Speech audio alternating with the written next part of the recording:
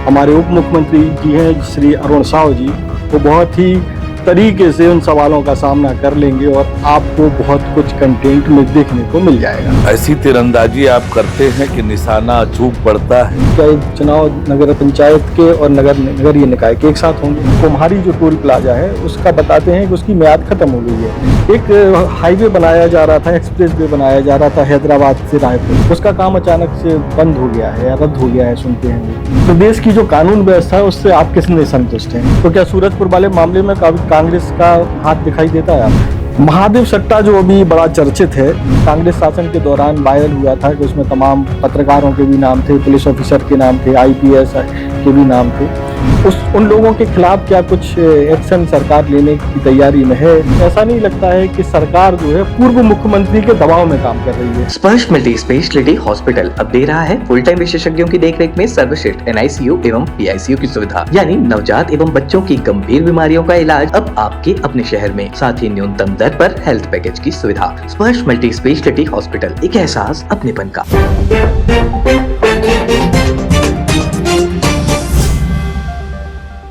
नमस्कार, मैं हूं मयंक चतुर्वेदी और आप देख रहे हैं तीरंदाज। छत्तीसगढ़ में 2 उप मुख्यमंत्री हैं और एक मुख्यमंत्री जो है अपने सरल और सहज स्वभाव के कारण जाने जाते हैं। उनकी उपलब्धता भी बड़ी आसान है, बड़ी आसानी से मिल जाते हैं और आज वो तीरंदाज की पकड़ में आ गए हैं। तीरंदाज जो है अपने तीखे सवालों के लिए जाना जाता है, लेकिन हमको ऐसा लगता है कि जिस तरीके से मंजे हुए हमारे उप मुख्यमंत्री जी हैं श्री अरुण साव जी, वो बहुत ही तरीके से उन सवालों का सामना कर लेंगे और आपको बहुत कुछ कंटेंट में देखने को मिल जाएगा। तो स्वागत है CM साहब आपका तीरंदाज चैनल में। हम लोग बड़ा कैजुअल तरीके से सवालों की शुरुआत करना चाहते हैं, कोई ये सवाल जवाब जैसा सेशन ना लगे, थोड़ा सा आसान रहेगा तो ज़्यादा ठीक रहेगा।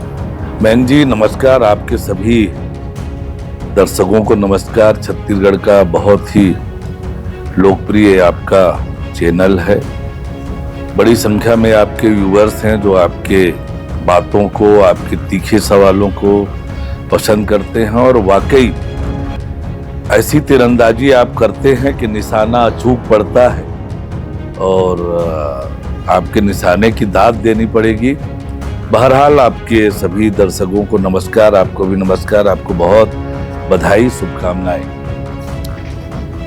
साहब सबसे पहले हम ये जानना चाहते हैं कि जब आप उप मुख्यमंत्री बने तब आपको कुछ ऐसा आभास था कि आपको ये बड़ी जिम्मेदारी मिलने जा रही है? वास्तव में मैं अपने बचपन से आज तक के करियर के बारे में विचार करूं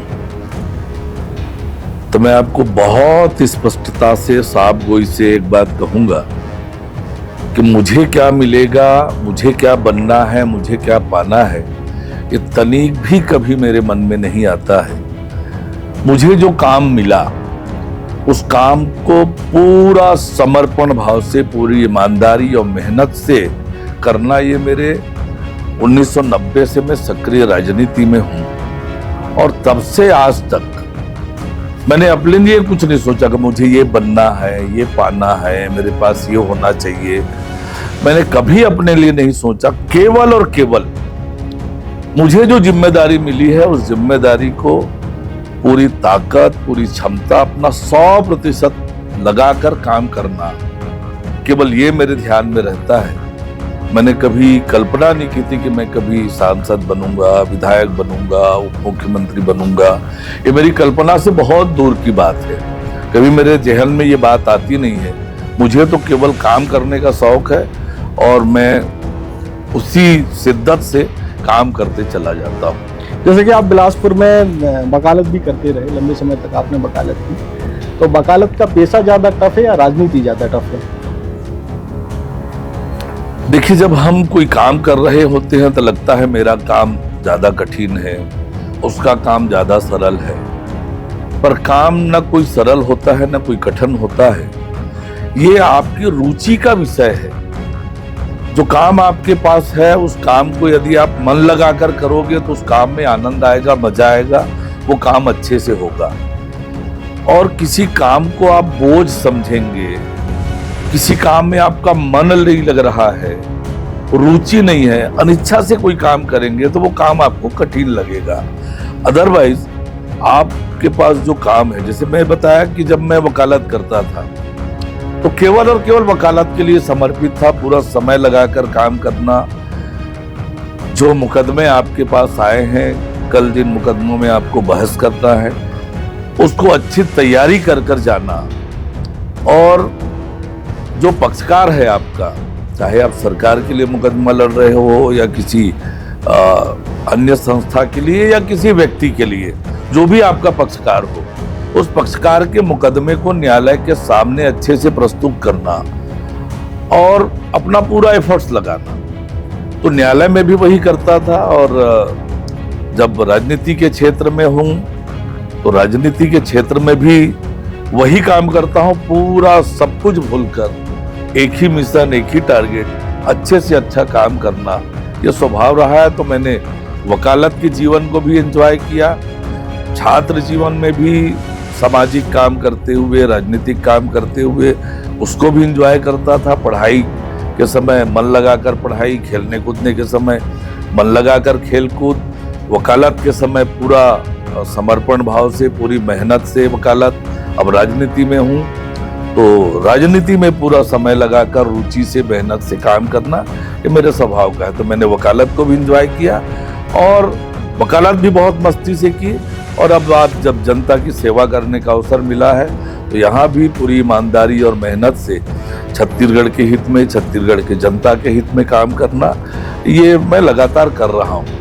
तो राजनीति में तो हर 5 साल में इंट्रेंस टेस्ट होता है एक तरीके से, फिर आपको साबित करना पड़ता है नए सिरे से।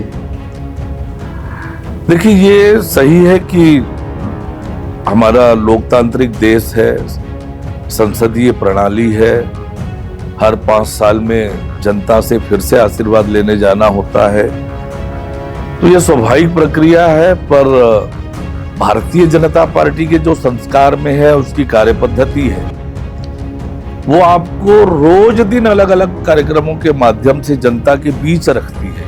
आप लगातार जनता के बीच रहकर काम करते हो।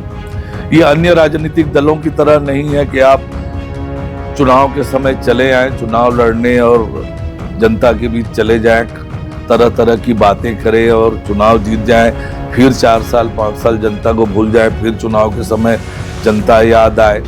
ये भारतीय जनता पार्टी की कार्यपद्धति है नहीं। भारतीय जनता पार्टी 24 घंटे काम करने वाली संगठन है और हम उसके कार्यकर्ता हैं। और इसलिए लगातार जनता के बीच रहकर काम करना, जनता के हित में काम करना, देश और समाज के लिए काम करना, ये स्वभाव में है। और इसलिए बहुत अलग से एफर्ट्स करने की जरूरत नहीं है। जो आपके रूटीन के काम है, लगातार जो आप करते हो उसी तरह से करते चले जाओ।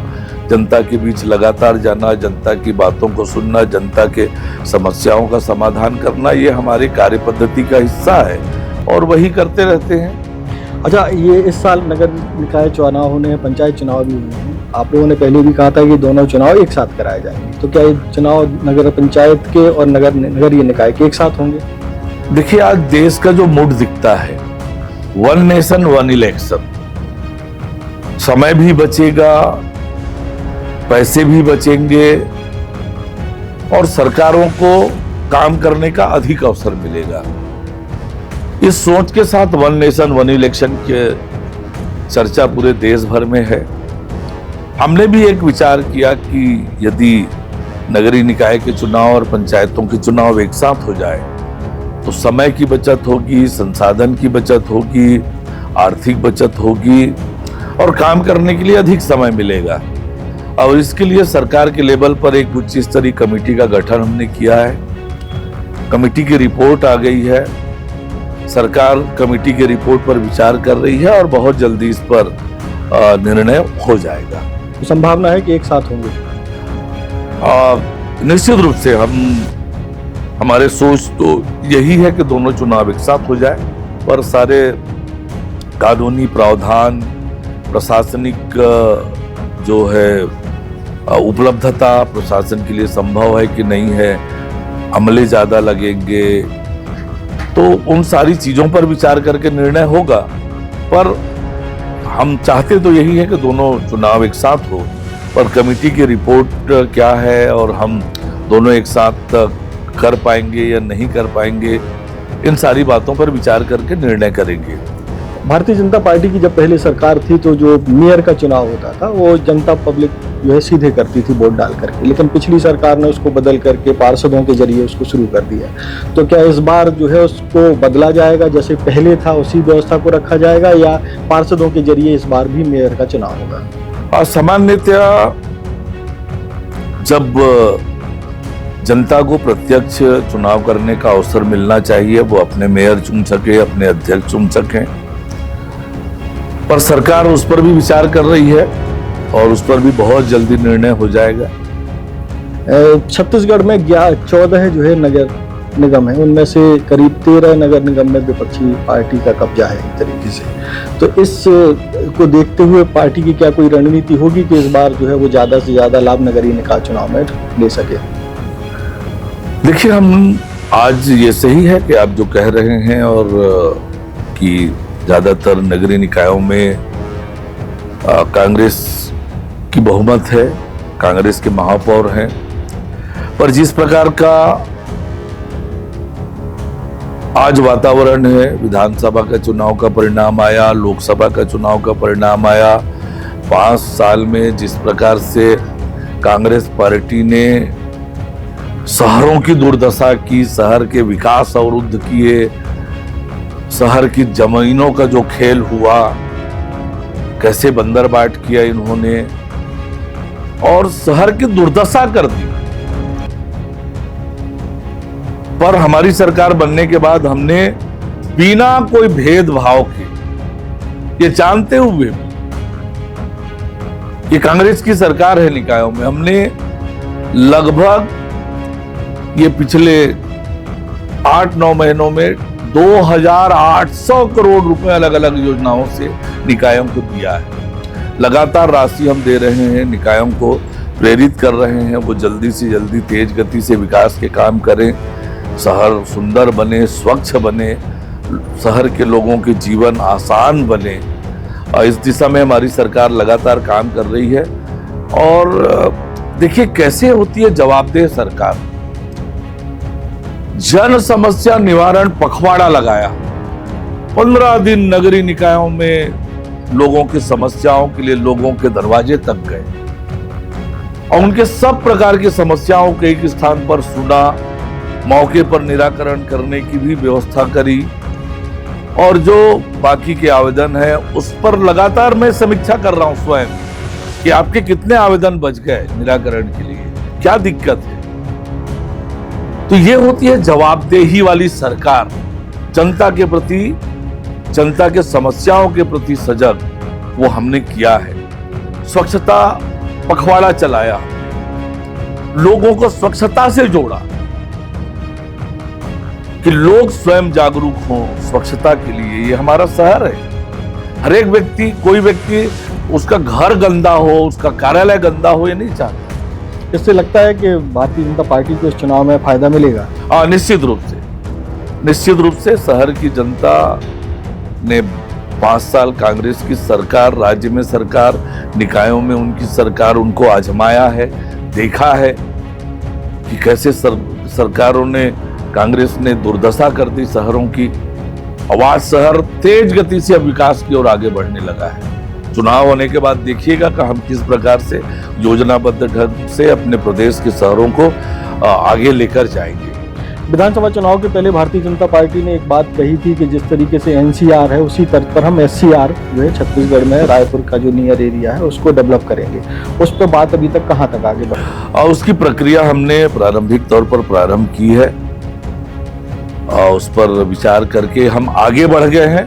देखिए, हमारे जितने वादे हैं हम सब वादों पर बारी बारी से काम कर रहे हैं। बहुत लंबी फेरी से जिन वादों को हमने पूरा कर दिया, चाहे प्रधानमंत्री आवास का मामला हो, महतारी वंदन का मामला हो, 3100 रुपये क्विंटल में धान की खरीदी हो, 2 साल का पुराना बोनस देने का मामला हो, पीएससी घोटाले की सीबीआई जांच का मामला हो, ऐसे श्री राम लला के दर्शन की योजना हो, तेंदुपत्ता के बोनस का मामला हो, ऐसे बड़े बड़े सारे वादे हम लगातार पूरा करते चले जा रहे हैं। और इस पर भी काम आगे बढ़ गया है SCR में कौन कौन से जिले शामिल हो जाएंगे? और उस पर प्रक्रिया चालू हुई है, उस पर सारा रिपोर्ट करके काम कर रहे हैं और निश्चित रूप से वो काम आगे बढ़ेगा। एक सबसे बड़ी जो दिक्कत है वो ये है कि कुम्हारी जो टोल प्लाजा है उसका बताते हैं कि उसकी म्याद खत्म हो गई है, लेकिन उस पर अभी भी जो है टोल टैक्स लिया जा रहा है, क्योंकि रायपुर राजधानी से लगा हुआ है और भिलाई जो है एक बड़ा शहर छत्तीसगढ़ का है, तो वहाँ आने जाने वाले लोगों को टोल टैक्स देना अभी भी पड़ रहा है। ये विषय सरकार के संज्ञान में है और सरकार इस पर काम कर रही है।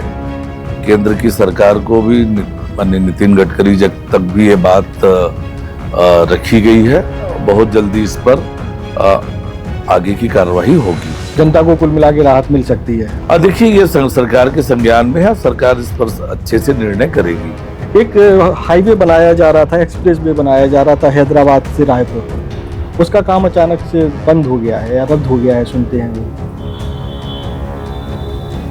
कहीं न कहीं कोई विषय है और मुझे लगता है कि आने वाले समय में वो अभी ठीक होगा। अच्छा, प्रदेश की जो कानून व्यवस्था है उससे आप कितने संतुष्ट हैं? देखिए, आप इस बात को समझें,